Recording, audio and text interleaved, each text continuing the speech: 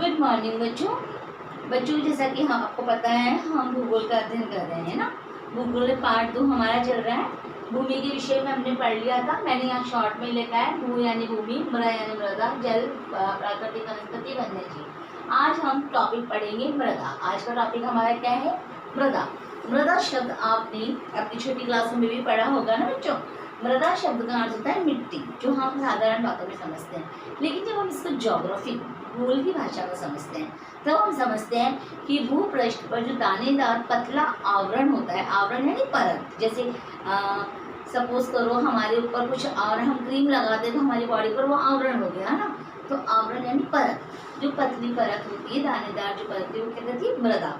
अब सवाल उठता है मृदा है तो मृदा बनती कैसे है? हाँ सवाल। तो उससे पहले मैं आपको इस टॉपिक पे जो आने वाले हैं, जो शिक्षण बिंदु में हमारे शब्द आने वाले हैं, उन शब्दों का एक बार आपको अर्थ बता देती हूँ।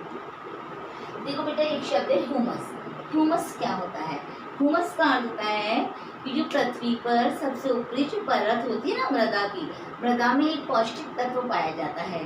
जो पौष्टिक तत्व जो मिट्टी होती है उसको उपजाऊ बनाता है, वो ह्यूमस कहलाता है। और ह्यूमस बनता कैसे है? ह्यूमस बनता है पेड़ पौधों की सड़ी गली पत्तियों से, जानवरों का, मृत जानवर होते हैं और जानवरों की जो गंदगी होती है उससे, मतलब इस टाइप के जो पदार्थ होते हैं उनके सड़ने गलने से क्या बनता है? ह्यूमस बनता है। केचुआ है, केचुआ भी ह्यूमस बनाता है। आपको पता है ना, केचुआ किसान का सबसे अच्छा दोस्त माना जाता है, क्योंकि वो पृथ्वी को क्या बनाता है? उपजाऊ बनाता है। तो ह्यूमस क्या होता है? एक ऐसा पदार्थ है जो कि मिट्टी को उपजाऊ बनाता है ना, उपयोगी पदार्थ है। अब आता है सफल जनक चट्टानें। जनक चट्टानों का अर्थ है जो हमारी पृथ्वी है। हम लोगों ने कई बार कहानी सुनी ना, सात आकाश ऊपर है और पाताल नीचे है। ऐसे ही जो सबसे निचली जो परत है वो क्या कहलाती है? जनक चट्टानों के रूप में जानी जाती है। गाद। गाद का अर्थ क्या समझ सकते हैं हम? जो तल छत पर या मिट्टी की जो परत दर परत जमा होती चली जाती है वो गाद बन जाती है। क्ले भी एक तरीके से मिट्टी का ही रूप होता है, जिससे कि मेडिकल साइंस में काम में लिया जाता है।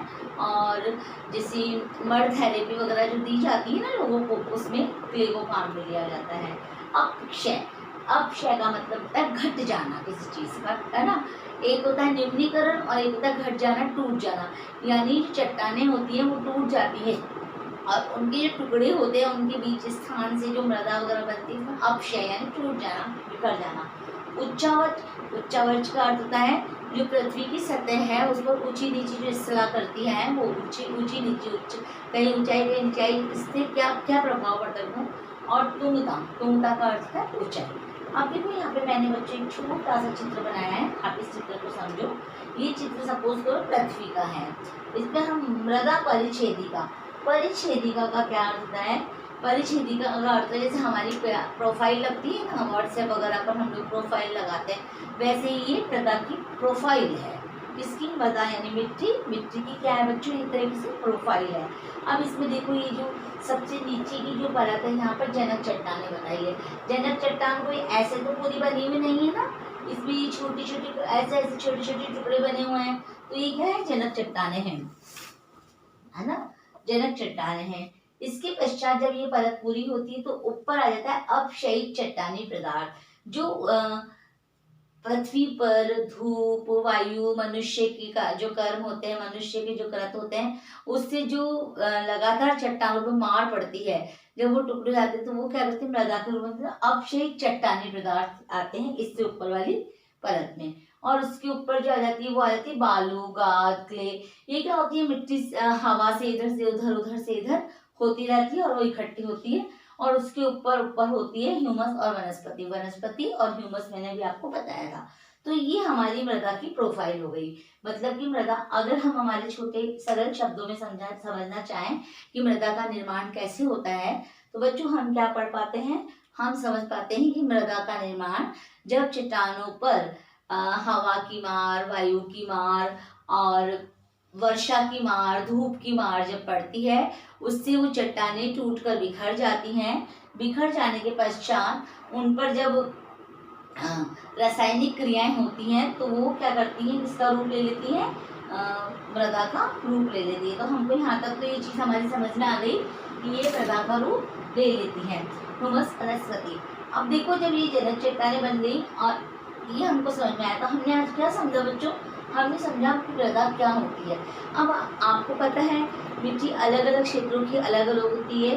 भारत में कहीं पे लाल काली मिट्टी पाई जाती है, तो कहीं जलोढ़ मृदा पाई जाती है, तो कहीं बालू मिट्टी, कहीं मरुस्थलीय मिट्टी, कहीं रेतीली मिट्टी। तो हर मिट्टी के अपने अलग पदार्थ होते हैं। हर मिट्टी में ह्यूमस की मात्रा अलग होती है, नमी की मात्रा अलग होती है, उसके दानेदार पदार्थ थोड़ा जल ग्रहण करने की क्षमता अलग होती है। ये सब हम आगे के अध्याय में पढ़ेंगे। एक होता है भूमि का निम्नीकरण शब्द आएगा, उसके बारे में भी हम पढ़ेंगे। भूमि का निम्नीकरण, भूमि का परिच्छेदन, भूमि का अपर्दन, तो ये कुछ ऐसे शब्द आएंगे जिनके बारे में हम पढ़ेंगे। या मृदा का अपर्दन, मृदा का अपर्दन कैसे होता है? मृदा का अपर्दन का अर्थ होता है मृदा का एक स्थान से दूसरे स्थान पर चले जाना। अब एक स्थान से दूसरे स्थान पर मृदा कैसे जाएगी? क्या आप उठा के लेके जाओगे मृदा को? मृदा एक स्थान से दूसरे स्थान पे वायु के द्वारा, जल के द्वारा जाती है। तो ये कुछ ऐसे शब्द हमारे इसमें आ रहे हैं जिनका हम बराबर अध्ययन कर रहे हैं। देखो अपनी जो पाठ्य पुस्तक है उसमें जो चीज़ दिखाई गई है वो मैं आपको एक बार समझा देती हूँ। देखो ये वाला जो डायग्राम जो बताया है इसमें वैसा ही समथिंग मैंने बनाने का प्रयास किया और उससे मैंने आपको ये समझाया है। तो अब आपको समझ में आ गया होगा कि अब ये मृदा उपजाऊ कैसे बनती है। ये मृदा बनती है ह्यूमस और वनस्पति इत्यादि जो जैव पदार्थ होते हैं उनसे। ये जो ह्यूमस है ना बच्चों, ये एक तरीके से मृदा का क्या है, जैव पदार्थ है। तो ये आपको यहाँ तक समझ में आ ही गया होगा। अब इसके आगे देखो मैं आपको आपकी बुक ही बताती हूँ। बुक पर ये वाला जो चार्ट बताया गया है, इस चार्ट में आपको बताया कि मृदा को कौन कौन से कारक प्रभावित करते हैं। मृदा को प्रभावित करने वाले कारक क्या होता है जिससे कि आप पर प्रभाव पड़ता है। तो देखो बच्चों इसमें जो प्रभाव पड़ रहा है वो जनक शैल, रंग, गठन, रासायनिक गुणधर्म, खनिज, मात्रा, पारगम्यता आदि को निर्धारित करते हैं। मतलब मृदा पर किसका प्रभाव पड़ता है ये सब हम पढ़ेंगे। इससे जो नेक्स्ट वीडियो आएगा उसको पढ़ेंगे। आज के लिए हमारा इतना ही काफ़ी है। ह्यूमस, जनक शैल, चट्टाने, गाद, क्ले, अक्षय, उच्चावच और तुंगता, आप इनकी अर्थों को अपनी कॉपी में लिखेंगे, सर्च करिए और लिखिए।